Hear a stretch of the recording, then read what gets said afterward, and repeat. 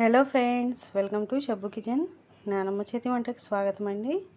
ఈరోజు వచ్చేసి నేను మీకు ఎండి చేప టమాటా దోసకాయ ఎలా వండుకోవాలో చూపిస్తున్నాను ఫ్రెండ్స్. దీనికోసం వచ్చేసి ఒక పావు కేజీ దోసకాయ, పావు కేజీ టమాటా తీసుకున్నాను. ఒక ఉల్లిపాయ, కొన్ని చేప ముక్కలు, ఒక 2 పచ్చిమిర్చి, కొంచెం కొత్తిమీర. చేపలని కడిగేసి ఒకసారి బౌల్లో క్లీన్గా పెట్టేసుకున్నాను. తర్వాత వచ్చేసి టమాటాలు ఇవన్నీ తరిగేసుకున్నాను. ముందుగా మనం వచ్చేసి ఎండి చేప ముక్కల్ని కొంచెం ఫ్రై చేసుకుందాము. ఎక్కువ ఫ్రై చేయకూడదు ఫ్రెండ్స్, కొంచెం తక్కువగానే ఫ్రై చేసుకోవాలి. ఎందుకంటే మరీ ఎక్కువగా ఫ్రై చేసుకున్నా కానీ అది క్రిస్పీగా అయిపోయి కూరలో అంతా మెల్ట్ అవ్వదన్నమాట.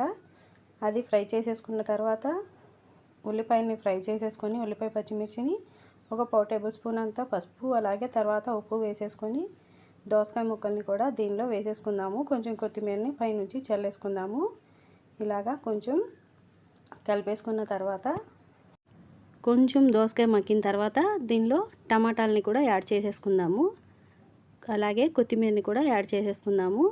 చక్కగా ఇలా కలిపేసుకోవాలి. కలిపేసుకుని మనం వాటర్ ఎక్కడ పోయలేదు ఫ్రెండ్స్. కూరలో వాటర్ పోస్తే కొంచెం టేస్ట్ అనేది మారుతుంది. అందుకనేసి నేను పుల్లదనం అనేది తగ్గుతుంది. అందుకనేసి వాటర్ అయితే ఎక్కడ వాడను. ఈ టమాటా దోసకాయ వాటర్తోనే కుక్ అయిపోయేలాగా చేసుకుంటాను. ఆ తర్వాత వచ్చేసి 1.5 టేబుల్ స్పూన్ కారాన్ని యాడ్ చేసుకున్నాను. 1 నిమిషం మగ్గించిన తర్వాత దీనిలో చేప ముక్కల్ని కూడా వేసేసి ఇలాగా పైనుంచి వదిలేసుకుందాము.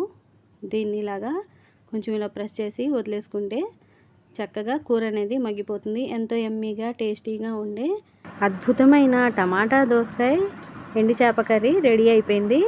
చక్కగా ఇలాగా వేడి వేడి అన్నంలో వేసుకుని తింటూ ఉంటే బిర్యానీ కూడా పనికిరాదు ఫ్రెండ్స్. మీకు కూడా ఇష్టమా ఈ కూర అంటే నాకు కామెంట్ రూపంలో తెలియజేయండి.